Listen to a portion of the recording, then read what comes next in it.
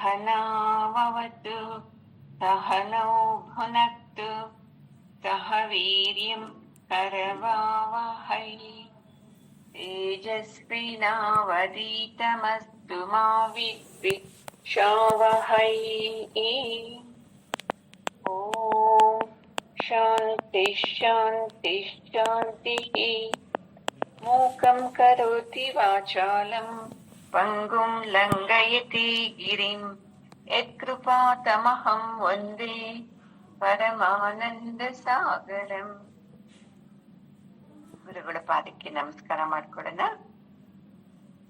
ಜಗದ್ಗುರು ಕೃಷ್ಣನ ಪಾದಕ್ಕೂ ನಮಸ್ಕಾರ ಮಾಡ್ಕೊಳ್ಳೋಣ. ಇವತ್ತು 51ನೇ ಶ್ಲೋಕ ಅಮ್ಮ.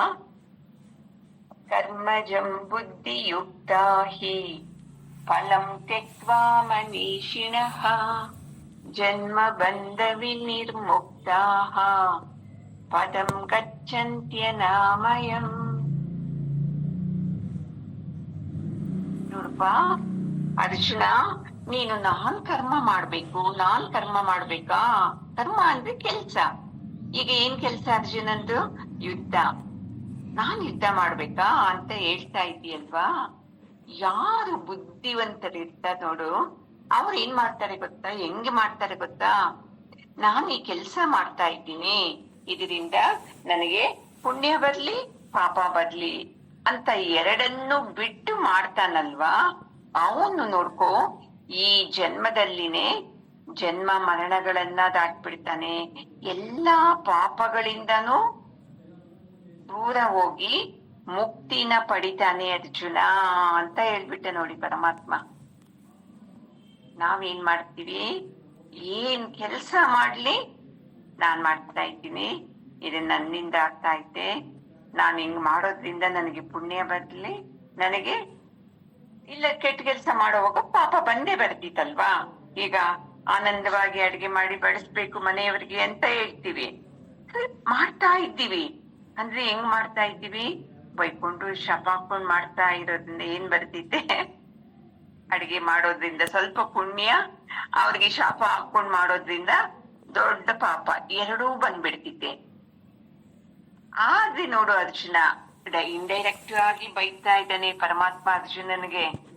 ಇಷ್ಟು ಹೇಳಿದ್ರೇನು ಇವನ್ಗೆ ಅರ್ಥ ಆಗ್ತಾ ಇಲ್ವಲ್ಲ, ನಾನ್ ಯುದ್ಧ ಮಾಡ್ಬೇಕಾ, ಇದರಿಂದ ನನಗ್ ಪಾಪ ಬರ್ತಿದ್ದೆ ಅಂತ ಹಿಂಗೇ ಹೇಳ್ತಾನಲ್ವಾ. ಎಷ್ಟು ಹೇಳ್ಬೇಕು ಅಂತ ಇವಾಗ ಈ ಒಂದು ಮಾತು ಹೇಳ್ತಾನೆ, ಬುದ್ಧಿಯುಕ್ತ ಹಿ. ಏನಂತ? ವಿವೇಕಿಗಳು, ಬುದ್ಧಿ ಇರೋರು ಏನ್ ಮಾಡ್ತಾರೆ ಗೊತ್ತಾ ಅರ್ಜುನ? ಏನ್ ಕೆಲ್ಸ ಮಾಡಿದ್ರೇನು ಇದನ್ನ ನಾನ್ ಮಾಡ್ತಾ ಇಲ್ಲ ಅಂತ ಮಾಡ್ತಾರೆ. ಅವ್ರಿಗೆ ಪುಣ್ಯನೂ ಬರಲ್ಲ ಪಾಪನೂ ಬರಲ್ಲ, ಮುಕ್ತಿ ಸಿಕ್ಬಿಡ್ತೈತಿ ನೋಡಪ್ಪ. ಹಿಂಗೆ ಮಾಡು, ಯಾಕಂದ್ರೆ ನೀನು ನಾನು ಯುದ್ಧ ಮಾಡಿದ್ರೆ ಅವ್ರ ಗಂಡಂದಿರ್ ಸತ್ತೋಗ್ತಾರೆ, ಅವ್ರಿಗೆ ನರಕ ಸಿಕ್ಕುತ್ತೆ, ನನಗ್ ಪಾಪ ಬರ್ತಿತ್ತೆ. ಮತ್ತೆ ಇಂಥ ಯುದ್ಧರಂಗದಲ್ಲಿ ಮಾಡಿದ್ರಿಂದ ಅದು ನನಗೆ ಶುಭ ಆಗಲ್ಲ, ಅಶುಭ ಆಗುತ್ತೆ. ಎಷ್ಟಿದೆ ಅಲ್ವಾ ನಮ್ಗೆ? ಒಂದು ಶುಭ ಕಾರ್ಯ ಆಗುವಾಗ ಸ್ವಲ್ಪ ಏನನ್ನ ಹೆಚ್ಚು ಕಡಿಮೆ ಆಗ್ಬಿಡ್ತು ಅಂದ್ರೆ ಇನ್ನ ಮನಸ್ಸೆಲ್ಲ ಅಪಶಕುನ ಆಗ್ಬಿಡ್ತೈತಿ ನಮ್ಗೆ, ಅಲ್ವಾ ಅಮ್ಮ? ಅದಕ್ಕೆ ಅರ್ಜುನ ನೀನು ಹಿಂಗೆ ಮಾಡು, ನೀನು ಅವಾಗ ನಿನ್ಗೆ ಆನಂದ ಸಿಕ್ಕುತ್ತೆ. ಇದ್ ನಾನ್ ಮಾಡ್ತಾ ಇಲ್ಲ, ಇದು ನನ್ನ ಕರ್ತವ್ಯ, ಯುದ್ಧ ಮಾಡೋದು, ಮಾಡ್ಸೋನ್ ಬೇರೆ ಇದ್ದಾನೆ ಅಂತ ಯಾಕೆ ಮಾಡಲ್ಲ ನೀನು ಅಂತ ಪ್ರಶ್ನೆ ಮಾಡ್ತಾ ಇದ್ದಾನೆ ನೋಡಿ. ಈ ತರ ನಾವು ಏನೇ ಕೆಲಸ ಮಾಡಿ, ಇದು ನಾನು ಸುಮ್ಮನೆ ಮಾಡ್ತಾ ಇದ್ದೀನಿ ಅಷ್ಟೇ, ಇದರಿಂದ ನನಗೆ ಒಳ್ಳೇದಾಗ್ಲಿ, ಅಯ್ಯೋ ಕೆಟ್ಟದ್ ಬರ್ತಿದ್ದೀನೋ ಅಂತ ಮಾಡು, ನೀನು ಆನಂದ ಸಿಗ್ತಾ ಬರ್ತಿದ್ದೆ. ನಿಮ್ಗೊಂದ್ಸಲ ಕತೆ ಹೇಳಿದ್ನಲ್ವಾ, ಜಗನ್ನಾಥ ದೇವಸ್ಥಾನದಲ್ಲಿ ಆ ರಾಜ ಎಲ್ಲರಿಗೂ ಊಟ ಕೊಡಿಸ್ತಾ ಇರ್ತಾನೆ, ಎಲ್ಲರಿಗೂ ಬಡಿಸ್ತಾ ಇರ್ತಾನೆ, ಎಲ್ಲರೂ ಆನಂದವಾಗಿ ತಿಂತಾರೆ. ಮತ್ತೆ ಇನ್ನೊಂದು ಬ್ಯಾಚ್ ಇರ್ತಿತ್ತಲ್ಲ, ಒಂದ್ 500 ಜನಕ್ಕೆ ಒಂದ್ಸಲ, ಇನ್ನೊಂದ್ 500 ಜನಕ್ಕೆ ಒಂದ್ಸಲ ಅಂತ. ಹಂಗೆ ಇನ್ನೊಂದ್ ಬ್ಯಾಚ್ ಬಂದಾಗ ಅವ್ರಿಗೂನು ಭಕ್ತಿಯಿಂದನೇ ಇರ್ತಾನೆ ರಾಜ. ಸಂತೋಷ ಅವನಿಗೆ, ಇನ್ನೊಬ್ಬರಿಗೆ ಕೊಡೋದ್ರಲ್ಲಿ ಸಂತೋಷ. ನಮಗೆ ಹೆಂಗೆ ಇನ್ನೊಬ್ಬರಿಂದ ತಗೊಂಡ್ರೇನೆ ಸಂತೋಷ ನಮ್ಗೆ. ನಾನ್ ಯಾಕೆ ಕೊಡ್ಬೇಕು ಅವ್ರಿಗೆ, ಅವ್ರು ಕೊಡ್ಲಿ ನನಗೆ ಅಂತ. ಚೆನ್ನಾಗಿ ತಿಳ್ಕೊಳ್ಳಿ, ನಾವು ಕೊಟ್ಟು ಹೋಗ್ಬೇಕು. ನಾವು ಈ ಜನ್ಮದಲ್ಲೇನೆ ನಾವು ತಗೊಂಡು ಹೋಗ್ಬಾರ್ದು ನೋಡಿ. ಕೊಡೋದೇ ಏನಾಗ್ಬೇಕು, ನಮ್ಮ ಸ್ವಭಾವ ಆಗ್ಬೇಕು. ಇದನ್ನ ಬದಲಾವಣೆ ಮಾಡ್ಕೋಬೇಕು ನೋಡಿ ನಾವು. ಯಾಕಂದ್ರೆ ಅವ್ರ ಮನೆಗೆ ಹೋದ್ರೆ ಅವ್ರ ಅದು ಕೊಟ್ಟಿಲ್ಲ, ಇದು ಕೊಡ್ಲಿಲ್ಲ, ಏನೇನೋ ಹೇಳ್ತಾ ಇರ್ತೀವಿ. ಅವೆಲ್ಲ ಬಿಟ್ಬಿಡ್ಬೇಕು. ಪಾಪಗಳೇ ಬರೋದು ಜಾಸ್ತಿ, ಅದರಿಂದ ಪುಣ್ಯ ಏನು ಬರಲ್ಲ. ಈ ಭಾವದಿಂದ ಮಾಡ್ಬೇಕು. ಹಂಗೆ ಆ ರಾಜನು ಎಲ್ಲರಿಗೂ ಅನ್ನದಾನ ಮಾಡ್ತಾ ಇರ್ತಾನೆ. ಎಂತೆಂತ ವಿಧ ವಿಧವಾದಂತ ಊಟಗಳಿಂದ ಎಲ್ಲರೂ ಹೊಟ್ಟೆ ತುಂಬಾ ತಿಂದು ಹೋಗ್ತಾ ಇರ್ತಾರೆ. ಅಂದ್ರೆ ಮತ್ತೆ ಅನ್ನ ಖಾಲಿ ಆಗುತ್ತೆ. ಆ ಅನ್ನನ ತರಿಸ್ತಾನೆ ಸೇವಕರ ಕೈನಲ್ಲಿ. ಆ ಸೇವಕರು ತಲೆ ಮೇಲೆ ಹೊತ್ಕೊಂಡ್ ಬರ್ತಾ ಇರ್ತಾರೆ ನೋಡಿ. ಜಗನ್ನಾಥ ದೇವಸ್ಥಾನದಲ್ಲಿ ಅಲ್ಲಿ ಮಡಿಕೆಗಳಲ್ಲಿ ಮಾಡಿದ ಪ್ರಸಾದನೆಲ್ಲ ತಲೆ ಮೇಲೆ ಇಟ್ಕೋತಾರೆ. ಮತ್ತೆ ದೊಡ್ಡ ದೊಡ್ಡ ಬುಟ್ಟಿಗಳಲ್ಲಿ ಇಟ್ಕೊಂಡು ತಗೊಂಡ್ ಬಂದು ಬಡಿಸ್ತಾ ಇರ್ತಾರೆ. ಹಂಗೆ ತರುವಾಗ ತುಂಬಾ ಆಕಾಶದಲ್ಲಿ ಮೇಲ್ಗಡೆ ಕಾಣೋದೇ ಇಲ್ಲ. ಒಂದು ಹಾವು, ಒಂದು ಪ್ರಾಣ ಇರ್ತಿದ್ದೆ ಇಲ್ಲ ಸತ್ತೋಗಿರ್ತಿತ್ತು ಗೊತ್ತಿಲ್ಲ, ಅದನ್ನ ಆ ಗರುಡ ಪಕ್ಷಿ ಕಚ್ಕೊಂಡು ಹೋಗ್ತಾ ಇರ್ತಿತ್ತೆ ಆಕಾಶದಲ್ಲಿ ಮೇಲ್ಗಡೆ. ಹಂಗೆ ಹೋಗುವಾಗ ಒಂದು 4-5 ತೊಟ್ಟು ವಿಷ ಹಾವಿನ ಹಲ್ಲಿನಿಂದ ಅದು ಕೆಳಗಡೆ ಬಂದು ಈ ಅನ್ನದಲ್ಲಿ ಬಿದ್ದು ಹೋಗ್ಬಿಡ್ತಿದೆ. ಎಲ್ಲರಿಗೂ ಬಡ್ಸಕ್ ತಗೊಂಡ್ ಹೋಗ್ತಾ ಇದ್ರಲ್ವಾ, ಆ ಅನ್ನದಲ್ಲಿ ಬಿದ್ದು ಹೋಗ್ಬಿಡುತ್ತೆ ವಿಷನ. ಗೊತ್ತಿಲ್ವಲ್ಲ, ಸೈನಿಕರಿಗೂ ಗೊತ್ತಿಲ್ಲ, ಕೆಲಸದವ್ರಿಗೂ ಗೊತ್ತಿಲ್ಲ, ರಾಜನಿಗೂ ಗೊತ್ತಿಲ್ಲ ಈ ವಿಷಯ. ಎಲ್ಲರಿಗೂ ಬಡಿಸ್ತಾರೆ. ಅದರಲ್ಲಿ ಆ ವಿಷ ಬಿದ್ದಿದ್ದ ಜಾಗದಲ್ಲಿ ಇತ್ತಲ್ಲ, ಆ ಅನ್ನ ಯಾರಿಗ್ ಬಡಿಸಿದ್ರು ಅದ್ರಲ್ಲಿ 5-6 ಜನ ಸತ್ತೋಗ್ಬಿಡ್ತಾರೆ. ತಕ್ಷಣಕ್ಕೆ ಇದೇನಂತ ಜನ ಎಲ್ಲಾ ಪುಕಾರ ಆಗ್ಬಿಡ್ತಿದೆ. ಈ ರಾಜ ಎಲ್ಲದನ್ನು ದೇವಸ್ಥಾನಕ್ಕೆ ಕರೆಸಿ ಊಟ ಇಟ್ಟು ಸಾಯಿಸ್ತಾವನೆ, ಅದಕ್ಕೆ ಅವ್ರು ಸತ್ತೋಗಿದ್ದು ಅಂತ ಪುಕಾರ ಆಗ್ಬಿಡ್ತಿದೆ. ಇದು ರಾಜನಿಗೂ ಗೊತ್ತಿಲ್ಲ ಹೆಂಗೆ ವಿಷ ಸೇರ್ತು ಅಂತ, ಕೆಲಸದವ್ರಿಗೂ ಗೊತ್ತಿಲ್ಲ ಹೆಂಗೆ ಸೇರ್ತು ಅಂತ. ಏನ್ ಮಾಡೋದು ಅಂತ ಇರ್ತಿದ್ದೆ. ಆ ಸತ್ತೋದವ್ರದ್ದು ಅವೆಲ್ಲ ಹಿಂಗೆ ಆಗುತ್ತಲ್ಲ, ಸತ್ ಮೇಲೆ ಹೋಗೋದು, ಕೆಳಗಡೆ ಬರೋದು ಎಲ್ಲ ಇರ್ತಿತ್ತಲ್ವಾ. ಆವಾಗ ಚಿತ್ರಗುಪ್ತ ಕೇಳ್ತಾನಂತೆ ಯಮಧರ್ಮರಾಜನಿಗೆ, ಈಗ 5-6 ಜನ ಸತ್ತೋಗಿದಾರಲ್ವಾ ಸ್ವಾಮಿ ವಿಷದಿಂದ, ಈಗ ನಾನು ಬುಕ್ಕಲ್ಲಿ ಯಾರ ಹೆಸರು ಬರೀಲಿ, ನಾನು ರಾಜನ ಹೆಸರು ಬರಿಲ್ಲ, ಅವರಿಂದಾನೇ ಸತ್ತೋಗಿದ್ದು ಅಂತ, ಅವನಿಗೆ ಶಿಕ್ಷೆ ಕೊಡ್ಬೇಕು ಅಂತ, ಇಲ್ಲ ಸೈನಿಕರ ಹೆಸರು ಬರೀಲ್ಲ ಅಂತ. ಅವಾಗ ಯಮಧರ್ಮರಾಜ ಸ್ವಲ್ಪ ತಾಳು ಅಂತ ಹೇಳ್ತಾನಂತೆ. ಅಷ್ಟರಲ್ಲಿ ಇನ್ನೊಂದು ಬ್ಯಾಚ್ ಹಂಗೆ ಊಟಕ್ಕೆ ಬರ್ತಾ ಇರ್ತಾರಂತೆ ಜನ. ರಾಜ ಊಟ ಆಗ್ತಾ ಇದ್ದಾನೆ, ಎಂತ ವಿಧ ವಿಧವಾದ ಭಕ್ಷ್ಯ ಭೋಜನಗಳಿಂದ ಅಂತ. ಅಲ್ಲಿ ಒಬ್ಬಮ್ಮ ಹೂವ ಕಟ್ತಾ ಇರ್ತಿದಂತೆ. ಆ ಅಮ್ಮ ಜೋರಾಗಿ ಹೇಳ್ತಿದ್ದಂತೆ. ಕೇಳ್ತಾರಂತೆ ಆ ಅಮ್ಮನ್ನ, ಅಮ್ಮ ಇಲ್ಲಿ ರಾಜ ದಾನ ಮಾಡ್ತಾ ಇದ್ದಾನಲ್ವಾ ಅನ್ನದಾನ, ನಾವು ಊಟಕ್ಕೆ ಹೋಗ್ಬೇಕು, ಹೆಂಗ್ ಹೋಗ್ಬೇಕಮ್ಮ ಅಂತ. ಆ ಅಮ್ಮ ಹಿಂಗೇ ಹೋಗಿ 5 ನಿಮಿಷದಲ್ಲಿ ಸಿಕ್ಕುತ್ತೆ ಅಂತ ಹೇಳ್ತಾಳಂತೆ. ಅವ್ರು ಸರಿ ಅಂತ ಹೋಗುವಾಗ ಮತ್ತೆ ಜೋರಾಗಿ ಹೋಗಿ ಹೇಳ್ತಾಳಂತೆ, ಹುಷಾರು, ಆ ರಾಜ ಊಟದಲ್ಲಿ ವಿಷ ಹಾಕಿ ಕೊಟ್ಬಿಡ್ತಾನೆ, ಸತ್ತೋಗೋರೆ ಸ್ವಲ್ಪ ಜನ, ಹಂಗೆ ಹುಷಾರಾಗಿ ಹೋಗಿ ನೀವು ಅಂತ, ಕೆಟ್ಟ ರಾಜ ಅವನು ಅಂತ ಹೇಳ್ತಿದಂತೆ. ಆವಾಗ ಯಮಧರ್ಮರಾಜ ಹೇಳ್ತಾನಂತೆ, ಹಾಕು ಆ ಯಮ್ಮನ್ಗಾಕು ಈ ಪಾಪ ಎಲ್ಲಾನು ಅಂತ ಹೇಳ್ತಾನಂತೆ. ಆ ಯಮ್ಮನ ಹೆಸರಲ್ಲಿ ಹಾಕು, ಅವಳು ನರಕ ಅನುಭವಿಸ್ಲಿ ಅಂತ. ಯಾಕೆ ಆ ಯಮ್ಮನ ಹೆಸರಿಗೆ ನರಕ ಬರ್ಬೇಕಲ್ವಾ ಅಮ್ಮ? ಇಲ್ಲಿ ರಾಜ ಏನ್ ಮಾಡ್ದ, ಇದೆಲ್ಲ ಪರಮಾತ್ಮ ನೀನೇ ಮಾಡಿಸ್ತಾ ಇರೋದು, ನಾನಲ್ಲ, ನಿನ್ನ ಕರುಣೆಯಿಂದ ಇದು ಅನ್ನದಾನ ಆಗ್ತಾ ಇರೋದು ಅಂತ ಮಾಡಿದ್ದಕ್ಕೆ ಆ ರಾಜನಿಗೆ ಪುಣ್ಯನೂ ಇಲ್ಲ ಪಾಪನೂ ಇಲ್ಲ. ಆ ಅಮ್ಮ ಏನ್ ಹೇಳ್ತು, ರಾಜ ಆಕೆ ಇಲ್ಲ ಪಾಪ ಅಂದ್ರೆ ನಾ ಅಮ್ಮ ಏನ್ ಹೇಳ್ತೆ, ಯಾರ ಮೇಲೆ ನಿಂದೆ ಹಾಕ್ಬಿಟ್ಟು ಆ ರಾಜ ಹುಷಾರು ಸಾಯ್ಬಿಡ್ತಾನೆ ವಿಷ ಹಾಕಿ, ಹುಷಾರಾಗಿ ಹೋಗಿ ಅಂತ ಹೇಳಿದಾಗ ಈ ನಿಂದೆ ಮಾತುಗಳು ಹೇಳಿದ್ದ ಅಮ್ಮನಿಗೆ ಏನ್ ಬಂತು ನೋಡಿ. ಈ ತರ ನಮ್ಗೆ ಪಾಪ ಬೇಡ, ಪುಣ್ಯನೂ ಬೇಡ ನಮ್ಗೆ ಅಂತ ಇದ್ದಾಗ ನಾವೇನ್ ಮಾಡ್ಬೇಕು, ನಮ್ಮ ಕೆಲಸನ ಈ ರೀತಿ ಮಾಡ್ಬೇಕು ನೋಡಿ. ಎಲ್ಲ ಅವನ ಇಚ್ಛೆಯಿಂದ ಆಗ್ತಾ ಇರೋದು, ನನ್ನಿಂದ ಅಲ್ವೇ ಅಲ್ಲ ಅಂತ ಮಾಡ್ಬೇಕು ನೋಡಿ. ಫಲಾಪೇಕ್ಷೆ ಇಟ್ಕೊಂಡ್ಲೇಬಾರ್ದು. ಪುಣ್ಯ ಸಿಗ್ಲಿ, ನನಗೆ ಪಾಪ ಸಿಗ್ಲಿ ಅಂತ. ಪಾಪ ಸಿಗ್ಲಿ ಅಂತ ಯಾರು ಮಾಡಲ್ಲ, ಪುಣ್ಯ ಸಿಗ್ಲಿ ಅಂತಾನೆ ಮಾಡೋದು. ಈ ತರ ನೀನು ಕೆಲಸ ಮಾಡು, ಈ ತರ ಯುದ್ಧ ಮಾಡು ಅರ್ಜುನ. ಎಷ್ಟು ಜನ ಸತ್ತೋದ್ರೇನು ನಿನಗೆ ಪಾಪ ಬರಲ್ಲ.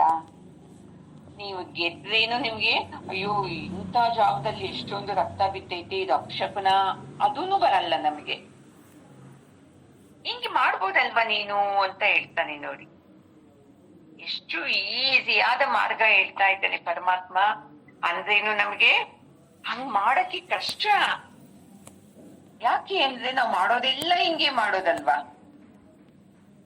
ಅಯ್ಯೋ ಇದು ಮಾಡ್ಬೇಕಪ್ಪ, ಹಿಂಗ್ ಮಾಡಿದ್ರೆ ಒಳ್ಳೇದು, ಸೋಮವಾರ ಹಿಂಗ್ ಮಾಡ್ಬೇಕು, ಮಂಗಳವಾರ ಹಿಂಗ್ ಮಾಡ್ಬೇಕು, ಬುಧವಾರ ಹಿಂಗ್ ಮಾಡ್ಬೇಕು, ಅದರಿಂದ ಒಳ್ಳೇದಾಗುತ್ತೆ ಅಂತ ಹಿಂಗೆ ಇಲ್ವಾ ಮಾಡೋದೆಲ್ಲದನ್ನು.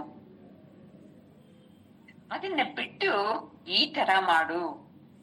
ಈ ತರ ನೀನ್ ಕೆಲಸ ಮಾಡಕ್ಕೆ ಶುರು ಮಾಡಿದ್ರೆ ನಿನ್ನ ಮನಸ್ಸು ಸಮಾಧಾನವಾಗಿರ್ತಿದ್ದೆ, ಮತ್ತೆ ಟೆನ್ಷನ್ ಚಿಂತೆ ಆಗೋದೇ ಇಲ್ಲ.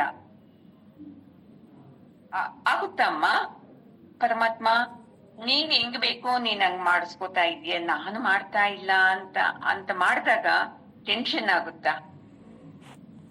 ಒಂದ್ 10 ಜನ ಬರೋ ಜಾಗದಲ್ಲಿ 50 ಜನ ಬಂದ್ರೇನು, ಒಂದ್ 10 ಜನ ವಾಪಸ್ ಹೋದ್ರೇನು ಅವ್ನ್ ಮನ್ಸಲ್ಲಿ ಗೊತ್ತು, ನಿನ್ನ ಇಚ್ಛೆಯಂತೆ ಮಾಡ್ತಾ ಇರೋದಪ್ಪ. ನಿನಗೆ ಗೊತ್ತು ಎಷ್ಟು ಜನಕ್ಕೆ ಪ್ರಸಾದ ಇಡ್ಬೇಕು, ಎಷ್ಟು ಜನಕ್ಕೆ ಇಡಬಾರ್ದು ಅಂತ ಅವನು ಸಮಾಧಾನವಾಗಿದ್ದು ಬಿಡ್ತಾನೆ. ಇಲ್ಲ ಅಂದ್ರೆ ಅಯ್ಯೋ ನಾವ್ ಅನ್ಕೊಂಡಿದ್ದ 50 ಜನ 100 ಜನ ಬಂದ್ಬಿಟ್ಟು ಏನ್ ಮಾಡ್ಬೇಕು ಅಂತ ಒದ್ದಾಡ್ಬಿಡ್ತೀವಿ. ಆನಂದವಾಗಿ ಮಾಡ್ತೀವ ನಾವು ಅನ್ನದಾನನ. ಅದಕ್ಕೆ ಆನಂದವಾಗಿ ನಾವು ಏನೇ ಕೆಲಸ ಮಾಡ್ಬೇಕು ಅಂದ್ರೇನು, ನಾನು ಮಾಡ್ತಾ ಇಲ್ಲ, ಅದರ ಪಾಡಿಗೆ ಅದು ಆಗ್ತಾ ಐತೆ, ಇದು ನೋಡಿ ಬುದ್ಧಿ ಯೋಗ ಅಂತಂದ್ರೆ. ನಮ್ಗೆ ಇದು ಬರೋದೇ ಇಲ್ಲ ಅಲ್ವಮ್ಮ. ಈ ಬುದ್ಧಿ ಯೋಗದಿಂದ ಕೆಲಸ ಮಾಡ್ಬೇಕು ನೋಡಿ. ನಾನು ಮಾಡೋದಲ್ಲ ಈ ಕೆಲ್ಸ. ಯಾವ ಟೈಮ್ಗೆ ಏನಾಗ್ಬೇಕೋ ಅದು ಅದರ ಪಾಡಿಗದಾಗುತ್ತೆ. ನಾನಿಲ್ಲ ಅಂದ್ರೇನು ಈ ಕೆಲ್ಸ ಆಗುತ್ತೆ. ನಾನು ಇಷ್ಟು ಸಲ ನಿಮ್ಗೆ ಹೇಳಿಲ್ಲ, ಅನ್ನಪೂರ್ಣೇಶ್ವರಿ ಪೂಜೆಗೆ ಅದಾಗ್ಬೇಕು ಇದಾಗ್ಬೇಕು ಅಂದ್ರೆ ಅಮ್ಮನಿಗೆ ಹೆಂಗ್ ಇಷ್ಟ ಇದೆಯೋ ಹಂಗೆ ಆಗುತ್ತೆ. ನಾನು ಮಾಡ್ತೀನಿ ಅಂದ್ರೇನು ಆಗಲ್ಲ, ನನ್ನ ಕೈನಲ್ಲಿ ಆಗಲ್ಲ ಅಂದ್ರೇನು ಆಗಲ್ಲ. ಅದು ಏನಾಗ್ಬೇಕೋ ಅದು ಆಗೇ ಆಗುತ್ತೆ ಅಂತ. ಅದಕ್ಕೆ ಅರ್ಜುನ, ನೀನ್ ಹಿಂಗೆ ಬುದ್ಧಿಯೋಗದಿಂದ ಮಾಡಪ್ಪ, ನಾನ್ ಮಾಡ್ತಾ ಇಲ್ಲ ಅಂತ ಮಾಡು, ಯಾಕೆ ನೀನ್ ಹಿಂಗೆ ಒದ್ದಾಡ್ತಾ ಇದೀಯಾ ಅಂತ ಹೇಳಿದಾಗ ಅರ್ಜುನನ ಮುಖ ನೋಡ್ತಾನೆ. ಅರ್ಜುನನ್ಗೆ ಏನೋ ಒಂಥರ ಆಗ್ತಾ ಇತ್ತು, ಏನಪ್ಪ ಏನೇನೋ ಹೇಳ್ತಾನಲ್ವಾ, ಒಂದು ಅರ್ಥನೇ ಆಗ್ತಾ ಇಲ್ವಲ್ಲ ಅಂತ. ಯಾಕಂದ್ರೆ ಟೆನ್ಷನ್ ಅಲ್ಲಿದ್ದಾಗ ಎಷ್ಟು ಸಲ ಹೇಳಿದ್ರೇನೋ ಅದೇನಾಗುತ್ತೆ ನಮ್ಗೆ ಅರ್ಥ ಆಗೋದೇ ಇಲ್ಲ. ಮನೆಯಲ್ಲಿ ನಾವೇ ಬೈತೀವಲ್ವಾ, ಎಷ್ಟು ಸಲ ಹೇಳೋದ್ ನಿಂಗೆ ಅರ್ಥನೇ ಆಗಲ್ಲ. ಯಾಕೆ ಹೇಳಿದ್ದೇ ಹೇಳ್ತಾ ಇದ್ದೀನಿ ಅವಾಗ್ಲಿಂದ, ನೀನ್ ಯಾಕೆ ತಪ್ಪಾಗಿ ಕೆಲ್ಸ ಮಾಡ್ತಾ ಇದ್ದೀಯಾ? ನಿನ್ ಮನ್ಸು ಎಲ್ಲ ಐತೆ ಇವತ್ತು, ಯಾಕೆ ಎಡಗಡೆ ಇದ್ದಿದೀಯ ನೀನ್ ಬೆಳಿಗ್ಗೆ ನನ್ನ ಅಂತ ಹೇಳ್ತೀವಲ್ವಾ. ಎಡಗಡೆ ಇದ್ದಿಲ್ಲ ಅವರು, ಈ ಬುದ್ಧಿನ ಉಪಯೋಗಿಸಿ ಕೆಲಸ ಮಾಡ್ತಾ ಇಲ್ಲ ಬುದ್ಧಿಯೋಗದಿಂದ. ನೋಡಪ್ಪ ಬೆಳಿಗ್ಗೆ ಎದ್ದು ಇವೆಲ್ಲ ಆಗ್ಬೇಕು, ಅದ್ರ ಪಾಡ್ಗವಾಗುತ್ತೆ, ನಾನ್ ಮಾಡ್ತಾ ಇದ್ದೀನಿ, ನನ್ನಿಂದ ಆಗ್ತಾ ಇದ್ದೀನಿ ಅನ್ನೋದು ತಪ್ಪು ಅಂತ ಯಾರು ಗೊತ್ತಾಗುತ್ತೋ ಅವರು ಆನಂದವಾಗಿ ಮಾಡ್ತಾರೆ. ಇಲ್ಲ ಅಂತಂದ್ರೆ ಎಲ್ಲ ಇಟ್ಕೊಂಡು ಮಾಡ್ತಾರೆ ಅಂತ ಹೇಳ್ತಾರೆ ನೋಡಿ. ಅದಕ್ಕೆ ಅಟ್ಯಾಚ್ಮೆಂಟ್ ಇಲ್ಲದೆ ಕೆಲಸ ಮಾಡು. ಅಯ್ಯೋ ಹಿಂಗಾಗೋಯ್ತಲ್ಲ, ಹಿಂಗ್ ಮಾಡ್ತಾ ಇದ್ದೀನಿ ಎಲ್ಲ ನೋಡಿ. ಆ ರಾಜನಿಗೆ ಅಷ್ಟು ಜನ ನಿಂದೆ ಹಾಕಿದ್ರೇನು ಸ್ವಲ್ಪನೂ ಯೋಚನೆ ಮಾಡ್ಲಿಲ್ಲ, ಚಿಂತೆ ಮಾಡ್ಲೇ ಇಲ್ಲ. ನಾನ್ ಮಾಡಿದ್ದೆಲ್ಲ ಇದು ಅನ್ನದಾನನ ಅದ್ರ ಪಾಡಿಗೆ ಆಗ್ತಾ ಇದ್ದೆ, ಯಾರು ಮಾಡಿಸ್ಕೋಬೇಕು ಅವ್ರು ಮಾಡಿಸ್ಕೋತಾವ್ರೆ ಅಂತ ಮಾಡಿದ್ದಕ್ಕೆ ಇಂತ ನಿಂದೆ ಎಷ್ಟು ಜನ ಆಶೀರ್ವಾದ ಮಾಡಿದ್ದಾರೆ ರಾಜನ್ಗೆ. ಸುಖವಾಗಿರಪ್ಪ, ಹೊಟ್ಟೆ ತುಂಬಾ ಊಟ ಹಾಕಿದೆ ಅಂತ. ಮತ್ತೆ ಸ್ವಲ್ಪ ಜನ ನಿನ್ಗೆ ಕೆಟ್ಟದಾಗ್ಲಿ, ನಿನ್ನಿಂದ ಎಷ್ಟ್ ಜನ ಸತ್ತೋದ್ರು ಅಂತಾನೂ ಶಾಪ ಹಾಕಿದ್ದಾರೆ. ಆ ರಾಜನಿಗೆ ಆ ಆಶೀರ್ವಾದನೂ ಸೇರಲ್ಲ, ಶಾಪನೂ ಸೇರಲ್ಲ. ಮತ್ತೆ ರಾಜ ಹೆಂಗೆ ಆನಂದವಾಗಿದ್ದಾನೆ. ನಾನು ಮಾಡ್ತೀನಿ ಎಂದಾಗ ತಾನೇ ನಮ್ಗೆ ಕೋಪ ಬರೋದು. ನಾನು ಎಷ್ಟು ಕಷ್ಟಪಟ್ಟು ಪೂಜೆ ಮಾಡ್ದೆ, ಎಲ್ಲರೂ ಚೆನ್ನಾಗೈತೆ ಅಂದ್ರೆ ಒಬ್ರು ಮಾತ್ರ ನನಗೆ ಹಿಂಗ್ ಅನ್ಬಿಟ್ರು ಅಂತ ಅವ್ರ ಮೇಲೆ ದ್ವೇಷ ಮಾಡ್ಕೊಡೋದು ತಪ್ಪದು. ಯಾವಾಗ್ಲೂ ಚೆನ್ನಾಗಿ ತಿಳ್ಕೊಳ್ಳಿ, ನೀವ್ ಏನ್ ಮಾಡಿದ್ರೇನು ಎಲ್ಲರೂ ನಿಮ್ಮನ್ನ ವೆರಿ ಗುಡ್ ಅನ್ಬೇಕು ಅನ್ನೋದನ್ನ ಮೊದಲು ತೆಗ್ದಾಕಿ ಮನಸ್ಸಿಂದ. ಹಂಗ ಅಪೇಕ್ಷೆ ಮಾಡ್ಲೇಬಾರ್ದು. ಯಾಕಂದ್ರೆ 10 ಜನ ಬುದ್ಧಿ 10 ತರ ಇರ್ತಿತ್ತಲ್ಲ, ಒಂದೇ ತರ ಇರ್ತಿತ್ತಮ್ಮ. ಅವರ ಬುದ್ಧಿಗೆ ತೋಚದಂಗೆ ಮಾತಾಡ್ತಾರೆ. ಅದನ್ನ ನಾವು ತಗೋಬಾರ್ದು. ನನ್ನ ಬುದ್ಧಿಗೆ ತೋಚದಂಗೆ ನಾನ್ ಮಾಡಿದ್ಮೇಲೆ ನೋಡಿ ನಮ್ಮನೇಲಿ ಚೆನ್ನಾಗಿದ್ಯಾ, ಅವ್ರ ಮನೇಲಿ ಚೆನ್ನಾಗಿದ್ಯಾ ಅಡಿಗೆ, ಹಂಗೆಲ್ಲ ಕೇಳಲೇಬಾರ್ದು. ನೋಡಿ, ಈ ತರ ಯಾರು ಕರ್ಮನ ಕೆಲ್ಸಗಳನ್ನ ಮಾಡ್ತಾರೆ ನೋಡಿ, ಅವ್ರಿಗೆ ಮುಕ್ತಿನೇ ಸಿಕ್ಬಿಡ್ತಿದೆ. ಇಲ್ಲ ಅಂದ್ರೆ ಪಾಪ ನಮ್ಗೆ ಹಿಂಗ್ ಬೈಕೊಂಡ್ರ, ನಾವು ಊಟ ಹಾಕುವಾಗ ನಾವು ಸರಿಯಾಗಿ ಊಟ ಕೊಟ್ಟಿಲ್ಲ, ಪಾಯಸ ಹಾಕಿಲ್ಲ, ನಾನು ಒಬ್ಬಟ್ಟು ಹಾಕಿಲ್ಲ ಅಂತ ಎಲ್ಲರಿಗೂ ಹೇಳ್ಕೊಂಡ್ ಬಂದ್ರ ನೀವು ಅಂತ ಕೊತ್ತಾ ಕೂತ್ಕೊಂಡ್ರೆ ಆಗುತ್ತಮ್ಮ? ನಮ್ಮನೆಯಲ್ಲಿರೋ 2 ಮಕ್ಕಳನ್ನ ನಾವು ಸುಧಾರ್ಸಕ್ಕಾಗಲ್ಲ. ಒಂದು ಮಗು ಹಂಗನ್ನುತ್ತೆ, ಒಂದು ಮಗು ಹಿಂಗನ್ನುತ್ತೆ. ಹೋಗ್ಲಿ, ನೀವು ದ್ವೇಷ ಮಾಡ್ತೀರಾ ಮಕ್ಕಳಿಗೆ? ಸಮವಾಗಿ ನೋಡ್ತಾ ಇದ್ದೀರಲ್ವಾ? ಹಂಗಿದ್ದ ಮೇಲೆ ಹೊರಗಡೆಯವರು 10 ಜನ 10 ಮಾತು ಅಂದೇ ಅಂತಾರೆ. ಅದಕ್ಕೆಲ್ಲ ನಾವು ತಲೆ ಕೆಡಿಸ್ಕೊಂಡ್ರೆ ಆಗುತ್ತಾ? ಅರ್ಚನಾ, ನೀನ್ ಹೇಳ್ತೀಯಲ್ವಾ, ಅವರು ಹೆಂಡತಿಗಳು ವಿಡಿಯೋಗಳು ಹಾಕ್ತಾರೆ, ಮತ್ತೆ ಅಡ್ಡದಾರಿ ಹಿಡಿತಾರೆ ಅಂತ. ಅವ್ರಿಗೆ ಹುಟ್ಟಿದಂತ ಮಕ್ಕಳು ಪಿಂಡ ಕೊಟ್ರೆ ಸ್ವರ್ಗದಲ್ಲಿ ಅವ್ರಿಗೆ ಮನಃಶಾಂತಿ ಸಿಕ್ಕುತ್ತಾ? ಏನೇನೋ ಹೇಳ್ಕೊತ ಹೋಲಿಸ್ಕೊಂಡು ಎಲ್ಲಾ ಮಾತಾಡ್ತಾ ಇದೀಯಲ್ವಾ? ಇದು ತಪ್ಪಲ್ವಾಪ್ಪ ಅರ್ಜುನ. ನೀನು ಅದಕ್ಕೆ ಹೇಳ್ತಾ ಇದ್ದೀನಿ ನೋಡು, ಈ ಬುದ್ಧಿ ಯೋಗದಿಂದ ನಾನ್ ಮಾಡ್ತಾ ಇಲ್ಲ, ಅದ್ರ ಪಾಡಗದ ಆಗ್ತಾ ಇದೆ ಅಂತ ಮಾಡು ನೀನು. ಆವಾಗ ನೋಡ್ಕೊ, ನಿನಗೆ ಆನಂದ ಸಿಕ್ಕುತ್ತೆ ಅಂತ ಹೇಳ್ತಾ ಇದ್ದಾರೆ ನೋಡಿ. ಅದಕ್ಕೆ ನಮ್ಗೆ ಯಾವಾಗ್ಲೂ ಶ್ರದ್ಧೆ ಶ್ರದ್ಧೆ ಶ್ರದ್ಧೆ ಇರ್ಬೇಕು ನೋಡಿ. ಯಾವ್ದ್ರಲ್ಲಿ ಶ್ರದ್ಧೆ?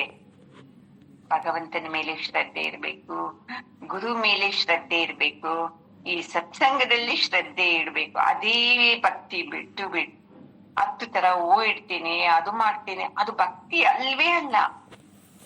ನಿನ್ನೆ ಒಬ್ಬರಮ್ಮ, ಪಾರ್ವತಿಯವರಮ್ಮ ಇದೀರ ಅಮ್ಮ, ಅವರು ಒಂದು ಮಾತು ಹೇಳಿದ್ ನನ್ನ ಹತ್ರ ಮಾತಾಡ್ತಾ ನಾನು ಇದಾರ. ವೆರಿ ಗುಡ್ ಅಮ್ಮ. ನಾನು ಪಾರ್ವತಿ ಅಮ್ಮ ಮಾತಾಡ್ತಾ ಇದ್ದೆ, ಬರೀ ಸತ್ಸಂಗತೆ ಮಾತಾಡ್ತೀವಿ ನೋಡಿ. 1 ಅವರ್ ಬೇಕಾದ್ರೇನು ಮಾತಾಡ್ತೀವಿ. ಇದು ಬೇರೆ ವಿಷಯನೇ ಮಾತಾಡಲ್ಲ, ಭಗವಂತನ ಬಗ್ಗೆ, ಸತ್ಸಂಗದ ಬಗ್ಗೆನೆ. ಇದುವರೆಗೂ ನನ್ ಕೇಳಲೇ ಇಲ್ಲ ಯಾರುನು. ಆ ಅಮ್ಮ ಒಂದು ಮಾತಂದ್ರು, ಅಮ್ಮ ಸತ್ಸಂಗ ಅಂದ್ರೆ ಏನ್ ಅನ್ಕೊಂಡಿದ್ದೀರಾ? ದೇವರೆಲ್ಲ ಸೇರೋ ಸಭೆ ಅದು ಅಂತ ಹೇಳಿದ್ರೆ ನೋಡಿ. ಸತ್ಯ ಅದು. ಸತ್ಸಂಗ ಅಂದ್ರೆ ಏನೋ ಟೈಮ್ ಪಾಸ್ ಅಲ್ಲ. ಎಲ್ಲಿ ಸತ್ಸಂಗ ನಡೀತಾ ಇದೆಯೋ ಅಲ್ಲಿ ಎಲ್ಲಾ ದೇವರು ಬಂದು ಕೂತ್ಕೊಂಡು ಸೂಕ್ಷ್ಮ ರೂಪದಲ್ಲಿ ಕೇಳಿಸ್ತಾ ಇರ್ತಾರೆ. ನಮ್ಗದ್ ಗೊತ್ತಿಲ್ಲ, ಅದು ಅಮ್ಮ ಕಂಡಿಡ್ಕೊಂಡವ್ರು ನೋಡಿ. ದೇವರ ಸಭೆ ಇದು ಸತ್ಸಂಗ ಅನ್ನೋದು ಅಂತ. ಈ ತರ ಶ್ರದ್ಧೆ ಬಂತು ನಮಗೆ ಅಂದ್ರೆ ಇಷ್ಟೇ ಸಾಕು. ನಾವಿನ್ನೇನು ಪೂಜೆ ಮಾಡ್ಲಿಲ್ಲ ಅಂದ್ರೇನು ನಮಗೇನು ಸಿಕ್ಬೇಕೋ ಎಲ್ಲಾ ಪರಮಾತ್ಮ ಕಳಿಸ್ತಾನೇ ಇರ್ತಾನೆ ನೋಡಿ. ನಾವ್ ಏನ್ ಅಪೇಕ್ಷೆ ಪಟ್ಟು ಇದಾಗ್ಬೇಕು, ಅದಾಗ್ಬೇಕು, ಇದಾಗ್ಬೇಕು, ಹಿಂಗೆ ಇರ್ಬೇಕು ಅಂತ ಅರ್ಜುನ್ ಅಂತರ ಮಾಡಕ್ ಹೋಗ್ತಿವೋ ನಮ್ಗೆಲ್ಲಾ ಟೆನ್ಷನ್, ದುಃಖ, ಚಿಂತೆ ಏನೇನೋ ಆಗ್ಬಿಡ್ತಿದೆ. ಅದಕ್ಕೆ ದೇಹ ಮೈಲಿಗೆ ಆಗ್ಲಿ, 2 ದಿವಸ ಸ್ನಾನ ಮಾಡಿರ್ತೆಲ್ಲ ಜ್ವರ ಇರ್ತೈತಿ ಏನೋ ಅಂತ, ಅದು ಮೈಲಿಗೆ ಆಗ್ಬೋದು. ಅಂದ್ರೆ ಯಾವುದೇ ಕಾರಣಕ್ಕೂ ಮನಸ್ಸನ್ನ ಮೈಲಿಗೆ ಆಗಕ್ಕೆ ಬಿಡಬಾರ್ದು ನಾವು. ಚೆನ್ನಾಗಿ ತಿಳ್ಕೊಳ್ಳಿ, ಯಥಾರ್ಥ ಬುದ್ಧಿ ಇರ್ಬೇಕು ನಮ್ಮಲ್ಲಿ. ಅವಾಗ ಮನಸ್ಸು ಮೈಲಿಗೆ ಆಗೋದೇ ಇಲ್ಲ. ಯಥಾರ್ಥ ಬುದ್ಧಿ ಇಲ್ದೆ ಅವ್ರು ಹೇಳಿದಾಗ ಹೌದಾ ಅನ್ನೋದು ಬೈಕೊಡೋದು, ಇವ್ರು ಹೇಳಿದಾಗ ಹೌದಾ ಅನ್ನೋದು ಬೈಕೊಡೋದು. ಇವೆಲ್ಲ ವಿಕೃತಿ ಬುದ್ಧಿಗಳು ನೋಡಿ. ಹ್ಮ್ ಈ ತರ ಮಾಡಿದ್ರೆ ನಮ್ಗೆ ಪರಮಾತ್ಮ ಒಪ್ತಾನಮ್ಮ. ಅದಕ್ಕೆ ಅಲಕಾವತಿ ಪಟ್ಟಣದಲ್ಲಿ ಕುಬೇರನ ರಾಜಧಾನಿ ಅಲಕಾವತಿ. ಅವನು ಪರಮ ಶಿವಭಕ್ತ. ಅವನದೇನಪ್ಪಾ ಅಂದ್ರೆ ಎಷ್ಟು ವಿಧವಾದ ಪುಷ್ಪಗಳಾಯ್ತು ಅಷ್ಟೋ ಪುಷ್ಪಗಳಿಂದ ಶಿವನನ್ನ ಪೂಜೆ ಮಾಡೋದು, ಅರ್ಚನೆ ಮಾಡೋದು ಆನಂದ ಅವನಿಗೆ, ಕುಬೇರನಿಗೆ. ಆ ಹೂಗಳನ್ನೆಲ್ಲ ತರಕ್ಕೆ ಒಬ್ಬನ ಕೆಲ್ಸ ಇತ್ತು. ಅವನೇ ಹೂವ ತಂದ್ಕೊಡ್ಬೇಕು. ಅವನು ಒಂದ್ಸಲ ಹೂವ ಕೊಯ್ತಾ ಇದ್ದಾನೆ ಪೂಜೆಗೆ ತರ್ಬೇಕು ಅಂತ. ಕೊಯ್ತಾ ಇದ್ದಕ್ಕಿದ್ದಂಗೆ ಅವನಿಗೆ ಹೆಂಡತಿ ನೆನ್ಪಾಗ್ಬಿಡ್ತಾಳೋ. ಅಯ್ಯೋ, ಊರಲ್ಲಿ ಬಿಟ್ಟು ಬಂದಿದ್ದೀನಲ್ವಾ, ಹೆಂಗಿದಾಳೋ ಏನೋ ಪಾಪ ಅಂತ. ಆ ನೆನಪಲ್ಲಿ ಅವನ್ ಏನ್ ಮಾಡ್ತಾನೆ, ಹೂಗಳ ಜೊತೆ ಮೊಗ್ಗುಗಳನ್ನು ಕಿತ್ಕೊಂಡ್ಬಂದ್ಬಿಡ್ತಾನೆ. ಯೋಚನೆ ನಾವು ಹಂಗೆ ಅಲ್ವಾ ಕೆಲ್ಸ ಮಾಡೋವಾಗ, ಅಯ್ಯೋ ಏನೋ ಯೋಚನೆನಲ್ಲಿ ಉಪ್ಪು ಜಾಸ್ತಿ ಆಗ್ಬಿಟ್ನಲ್ವಾ, ಏನೋ ಯೋಚನೆನಲ್ಲಿ ಗೊತ್ತೇ ಇಲ್ವಲ್ಲ, ಮರ್ತೇ ಹೋಗ್ಬಿಟ್ನಲ್ವಾ ಅಂತೀವಲ್ವಾ. ಆವಾಗ ಮಾಮೂಲಿ ತಂದು ಇಕ್ಬಿಟ್ಟು ಹೋಗ್ಬಿಡ್ತಾನೆ. ಮಾರನೇ ದಿವ್ಸ ಕುಬೇರ ಎಲ್ಲ ಶಿವನಿಗೆ ಅರ್ಪಣೆ ಮಾಡ್ತಾ ಇರ್ತಾನೆ ಮಂತ್ರಗಳು ಹೇಳ್ಕೊಂಡು. ಹೂವಿನ ಜೊತೆ ಏನ್ ಮಾಡ್ತಿದ್ದೆ, ಅರಳದೆ ಇರೋ ಮೊಗ್ಗುಗಳು ಇರ್ತಿತ್ತಲ್ವಾ, ಅವನು ಬಂದ್ಬಿಡ್ತಿದ್ದೆ. ಆ ಮೊಗ್ಗುಗಳಲ್ಲಿ ಏನಿರ್ತಿದ್ದೆ, ತುಂಬಿಗಳೆಲ್ಲ ತುಕ್ಕೊಂಡಿರ್ತಿತ್ತಲ್ವಾ, ಏನ್ ಮಾಡ್ತಿದ್ದೆ, ಆ ದುಂಬಿಗಳು ಬಂದ್ಬಿಡ್ತಿದ್ದೆ ಒಂದೆರಡು. ಅವಾಗ ಕುಬೇರನ್ಗೆ ಕೋಪ ಬಂದ್ಬಿಡ್ತಿದ್ದಿ ನೋಡು. ಅವಾಗ ಶಾಪ ಕೊಟ್ಬಿಡ್ತಾನೆ ಆ ಕೆಲಸದವನ್ಗೆ, ನೀನು 2 ಜನ್ಮ ಭೂಲೋಕದಲ್ಲಿ ಮನುಷ್ಯನಾಗು ಅಂತ. ಅದಕ್ಕೆ ನಾವು ಏನೇ ಕೆಲ್ಸ ಮಾಡೋವಾಗ್ಲೂ ಕುಶಲತೆಯಿಂದ ಮಾಡ್ಬೇಕು. ಹೌದಪ್ಪ, ಈ ಕೆಲ್ಸ ನಾನು ಒಪ್ಕೊಂಡಿದ್ದೀನಿ, ಇದನ್ನ ನಾನು ಅಚ್ಚುಕಟ್ಟಾಗಿ ಮಾಡಿ ಮುಗಿಸ್ತೀನಿ ಅಂತ ಬರ್ಬೇಕು. ಏನೋ ಹೇಳ್ಬಿಟ್ಟವ್ರೆ ಕರ್ಮ ಮಾಡ್ಬೇಕಲ್ಲಪ್ಪ ಅಂತ ಮಾಡ್ಲೇಬಾರ್ದು ನೋಡಿ. ಅದಕ್ಕೆ ಒಂದ್ಸಲ ಸ್ವರ್ಗದಲ್ಲಿ ನಾರಾಯಣನಿಗೆ ಅನುಚರರಲ್ವಾ ಜಯ ವಿಜಯರು, ಅವ್ರ ಅನುಮತಿ ಇಲ್ಲೇ ನಾರಾಯಣನ್ನ ನೋಡಕ್ಕೆ ಯಾರು ಕಳಿಸ್ತಾನೆ ಇರ್ಲಿಲ್ಲಂತೆ. ಒಂದ್ಸಲ ಬ್ರಹ್ಮನ ಮಕ್ಕಳು ಸನಕ ಸನಾನಂದ ಬರ್ತಾರಂತೆ ನಾರಾಯಣನನ್ನ ನೋಡಕ್ಕೆ. ಪಾಪ ಇವ್ರಿಗೆ ಗೊತ್ತಿಲ್ವಂತೆ ಜಯ ವಿಜಯರ್ಗೆ ಇವರು ಬ್ರಹ್ಮನ ಮಕ್ಕಳು ಅಂತ. ಅವ್ರಿಗೇನು ಕೆಲ್ಸ, ನಾವ್ ಯಾರನ್ನೂ ಒಳಗಡೆ ಬಿಡಬಾರ್ದು, ಇದೇ ಅಲ್ವಾ ಅವ್ರು ಒಪ್ಕೊಂಡಿದ್ದು. ಅದಕ್ಕೆ ನಾನ್ ಬಿಡೋದೇ ಇಲ್ಲ ಒಳಕ್ಕೆ ನಿಮ್ಮನ್ನ ಅಂತ ಹೇಳ್ತಾನಂತೆ. ನೋಡಿ ಎಂತ ಭಕ್ತಿ ಅದು. ಇಲ್ಲಪ್ಪ, ನಾವು ಬ್ರಹ್ಮನ ಮಕ್ಕಳು ಅಂದ್ರೆ ನಮ್ಗೆ ನಾರಾಯಣ ಹೇಳ್ಬೇಕು ಬಂದು ಬಿಡು ಅಂತ. ನಿಮ್ಮ ಮಾತನ್ನ ಕೇಳಲ್ಲ. ಇವಾಗ ನನ್ಗೆ ಪರಮಾತ್ಮ ಏನ್ ಹೇಳಿದ್ದು, ಯಾರನ್ನೂ ಒಳಕ್ಕೆ ಬಿಡ್ಬೇಡ, ನಾನ್ ರೆಸ್ಟ್ ತಗೋತೀನಿ ಅಂತ ಹೋಗಿದ್ದಾನೆ.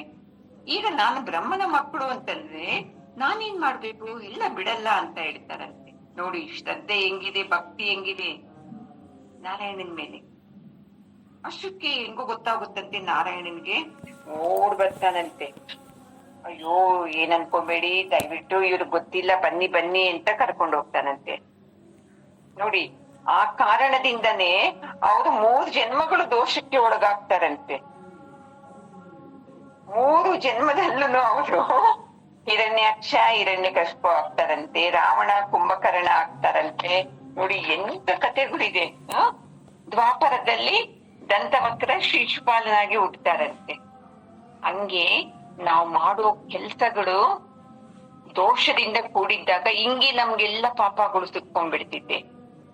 ಅದಕ್ಕೆ ನಮ್ಗೆ ಹೆಂಗ ಮಾಡ್ಬೇಕು, ಆಯ್ತಪ್ಪ ನನ್ಗೆ ಗೊತ್ತಿಲ್ಲ, ಅದ್ರ ಪಾಡಿಗಾರ ಆಗ್ತಾ ಇದ್ದೀನಿ, ನಾನು ಮಾಡೋನಲ್ಲ ಅಂತ ಮಾಡ್ಬೇಕು ನೋಡಿ. ಅದಕ್ಕೆ ಹೇಳ್ತಾರೆ ಗುರು ಏನ್ ಮಾಡ್ತಾನೆ, ಈ ಜ್ಞಾನ ಅನ್ನೋ ಬೀಜನ ನೆಡ್ತಾನಂತೆ. ಯಾರು ಎಲ್ಲರ ತಲೆಯಲ್ಲೂ ಒಂದೊಂದು ಬೀಜ ಹಾಕ್ಬಿಡ್ತಾನಂತೆ.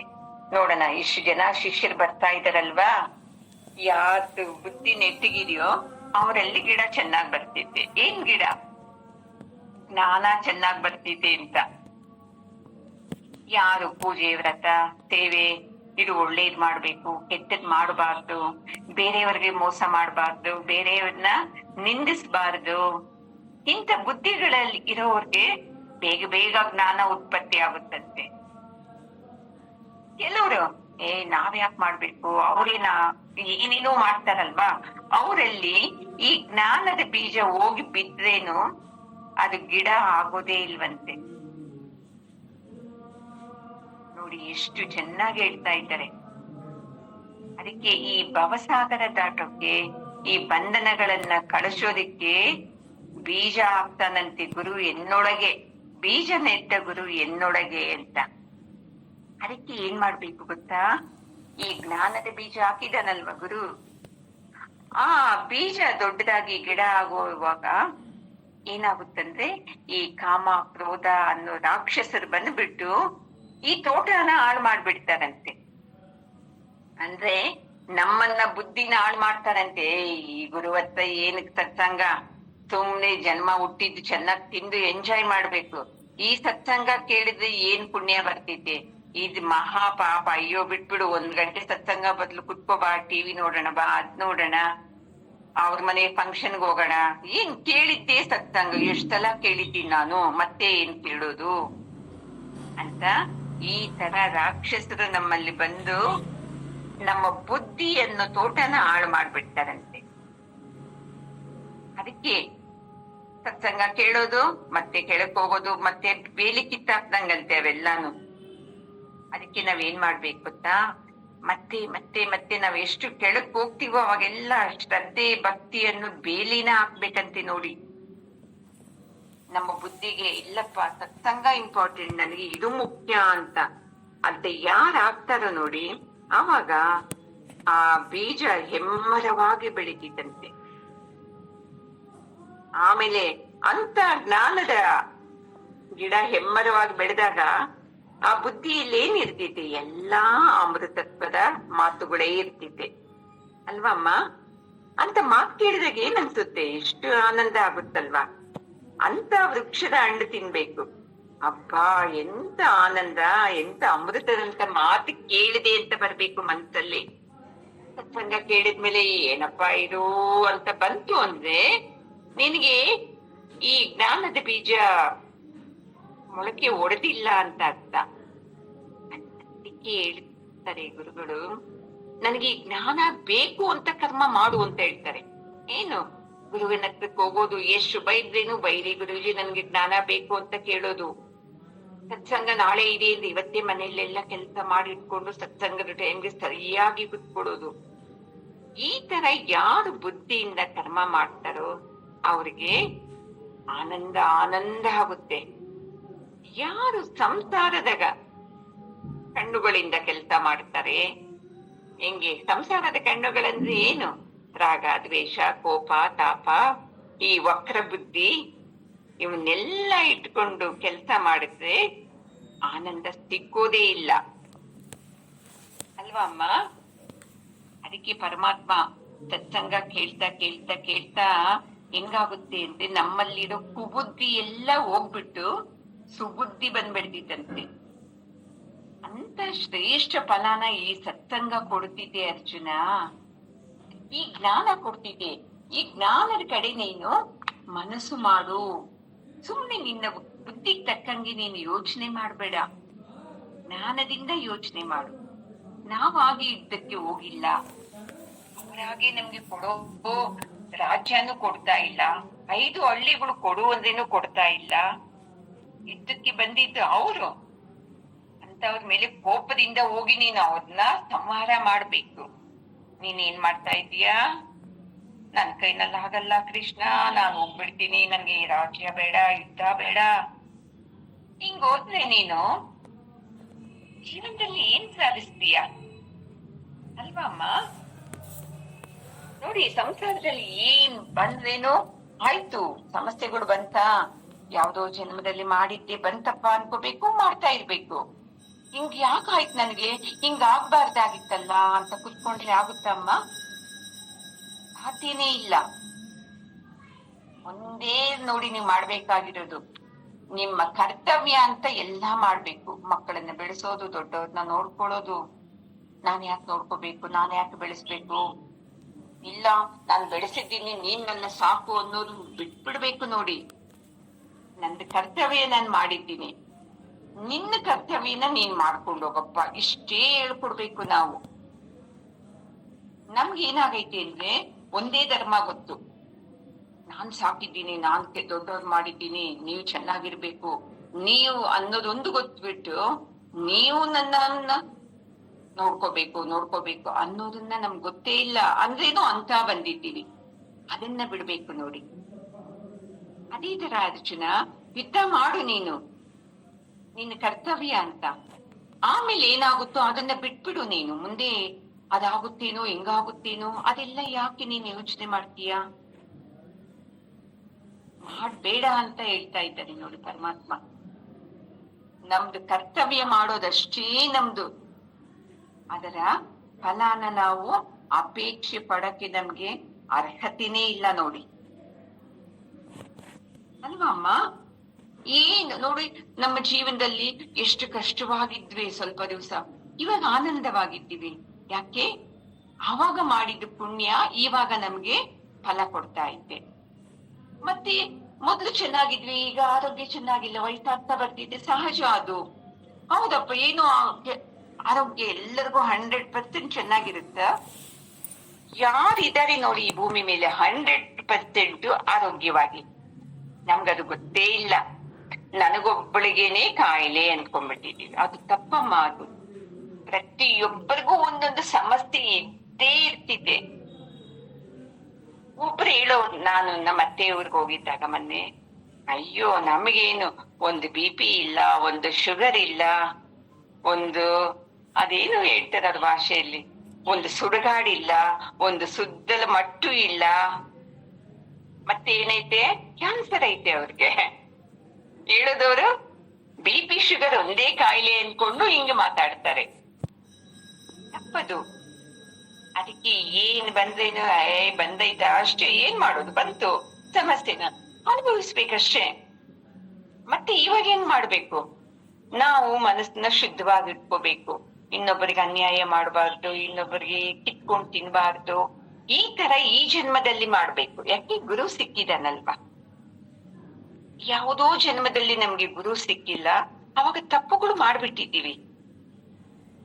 ಮತ್ತೆ ಎಲ್ಲಾ ಕೆಲ್ಸನೂ ಪುಣ್ಯ ಬರ್ಲಿ ಅಂತ ಮಾಡಿದ್ದೀವಿ. ಪುಣ್ಯದ ಜೊತೆ ಪಾಪನು ಬರ್ತಿದ್ದೆ. ಈ ಬುದ್ಧಿ ಯೋಗದಿಂದ ನಾವು ಮಾಡಿಲ್ಲ ಅವಾಗ ಕೆಲ್ಸ. ನಾನ್ ಮಾಡೋದಷ್ಟೇ ನಂದು ಕರ್ತವ್ಯ. ಫಲ ಸಿಕ್ಕೋದು ಬಿಡೋದು ಅದು ಅವನ ಇಚ್ಛೆಗೆ ಅಂತಾನೂ ಮಾಡಿಲ್ಲ ನಾವು. ಅದ್ರ ಪಾಡಿಗೆ ಅದು ಮಾಡ್ಕೊಂಡು ಹೋಗುತ್ತೆ ಅಂತಾನು ನಮಗೆ ಗೊತ್ತಿಲ್ಲ. ಇವಾಗ ಗುರು ಸಿಕ್ಕದ್ಮೇಲೆ, ಇವೆಲ್ಲ ಗೊತ್ತಾದ್ಮೇಲೆ ನಾವು ಹಳೇ ಬುದ್ಧಿನ ಉಪಯೋಗಿಸ್ತೀವಮ್ಮ? ಉಪಯೋಗಿಸೋದೇ ಇಲ್ಲ ನಾವು. ಅವಾಗ ಮುಂದಿನ ಜನ್ಮ ಹೆಂಗಿರುತ್ತೆ? ಆನಂದವಾಗಿರುತ್ತೆ. ಯಾಕೆ? ಈ ಜನ್ಮದಲ್ಲಿ ಯಾರಿಗೂ ಕೆಟ್ಟದ್ ಮಾಡ್ತಾ ಇಲ್ಲ. ಈ ತರ ನಾವು ಈ ಕರ್ಮದ ರಹಸ್ಯನ ತಿಳಿದು ನಿರ್ಲಿಪ್ತವಾಗಿ ಮಾಡ್ಕೊಂಡು ಹೋಗೋದೊಂದೇ ನಿಜವಾದಂತ ಸ್ಥಿತಿ ನೋಡಿ. ನಾನ್ ಮಾಡ್ತಾ ಇಲ್ಲ, ಅದ್ರ ಪಾಡಿಗೆ ನನ್ನ ಕೈಯಿಂದ ಇದ್ ಮಾಡ್ಬೇಕು ಅಂತ ಇದ್ದೀನಿ, ನಾನ್ ಮಾಡ್ತಾ ಇದ್ದೀನಿ ಅಂತ ಬಿಡ್ಬೇಕು ನೋಡಿ. ನಾವ್ ಯಾವಾಗ್ಲೂ ಯಾಕೆ ದುಃಖ ಅಂದ್ರೆ, ಇದು ಮಾಡಿದ್ರೆ ಈ ಲೋಕದಲ್ಲಿ ಇವೆಲ್ಲ ನೆರವೇರ್ಬಿಡ್ತಿದೆ, ಈ ಪೂಜೆ ಮಾಡಿದ್ರೆ ಅದಾಗುತ್ತೆ, ಆ ಪೂಜೆ ಮಾಡಿದ್ರೆ ಇದಾಗುತ್ತೆ ಅಂತ ಮಾಡ್ತೀವಿ.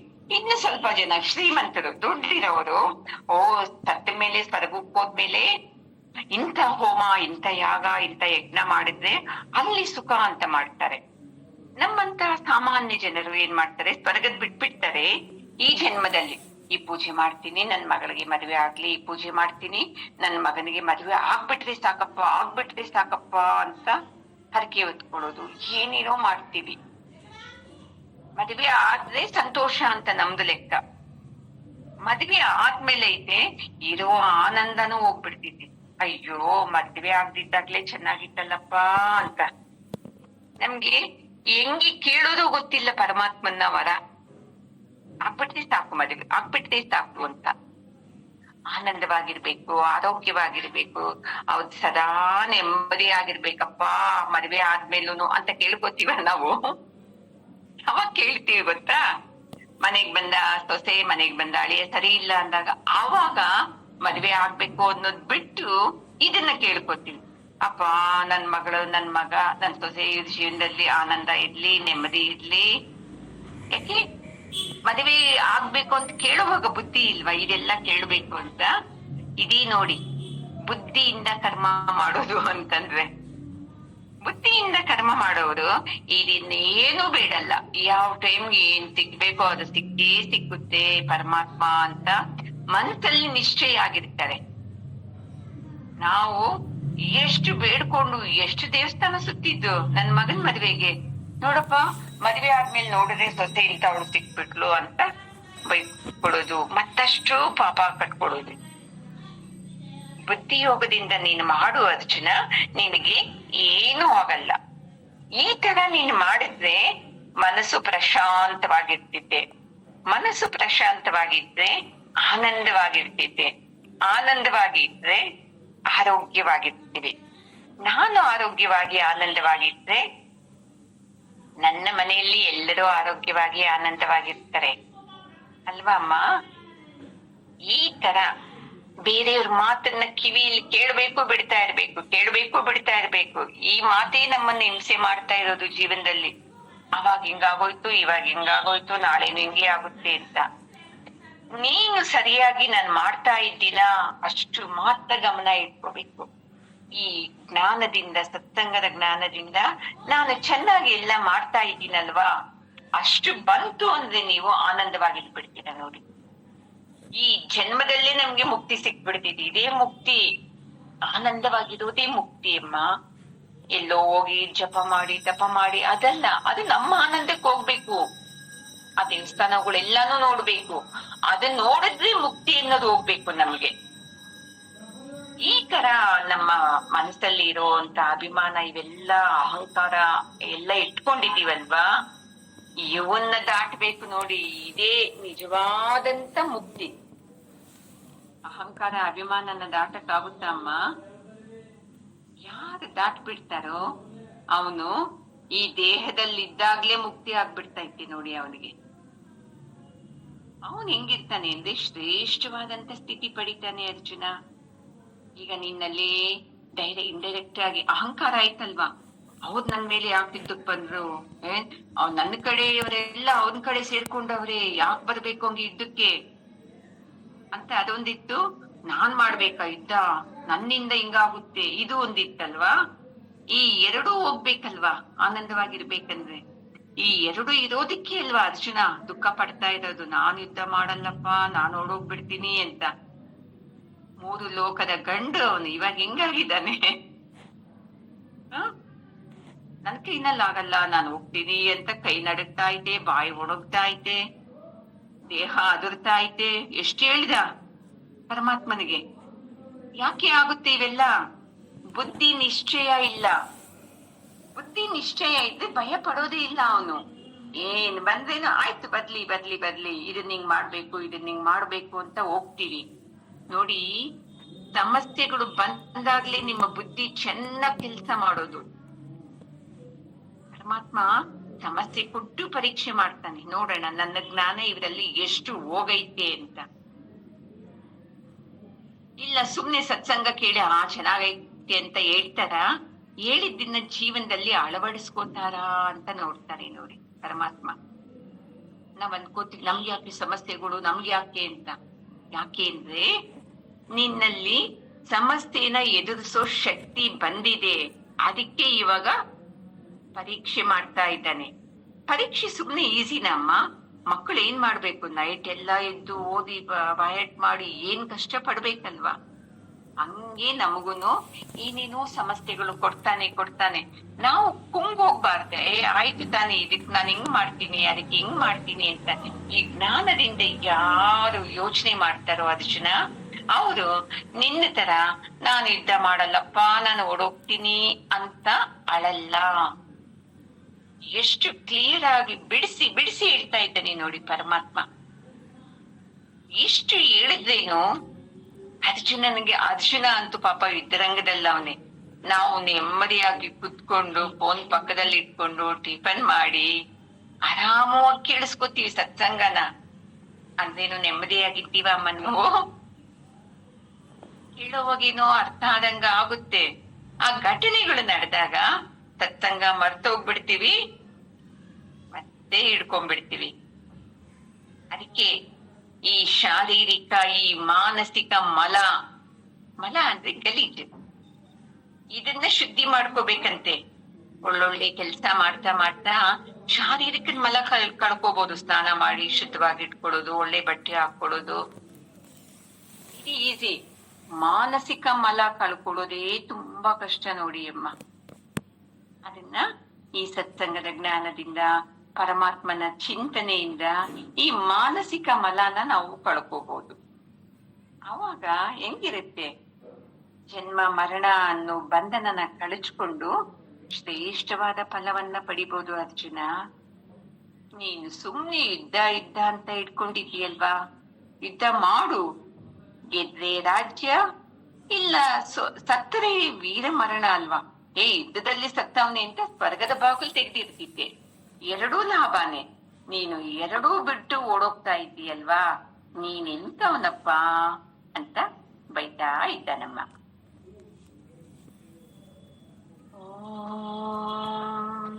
ಪೂರ್ಣಮದಃ ಪೂರ್ಣಮಿದಂ ಪೂರ್ಣಾತ್ ಪೂರ್ಣಮುದಚ್ಯತೆ ಪೂರ್ಣಸ್ಯ ಪೂರ್ಣಮಾದಾಯ ಪೂರ್ಣಮೇವಾವಶಿಷ್ಯತೆ. ಶಾಂತಿ ಶಾಂತಿ ಶಾಂತಿ. ಹರಿ ಓಂ. ಶ್ರೀ ಗುರುಭ್ಯೋ ನಮಃ. ಹರಿ ಓಂ. ಗುರುಗಳ ಪಾದಕ್ಕೆ ನಮಸ್ಕಾರ ಮಾಡ್ಕೊಳ್ಳೋಣ. ಜಗದ್ಗುರು ನಮ್ಮೆಲ್ಲರ ಚಿನ್ನಿ ಕೃಷ್ಣನ ಪಾದಕ್ಕೂ ನಮಸ್ಕಾರ ಮಾಡ್ಕೊಳ್ಳೋಣಮ್ಮ. ಜೈ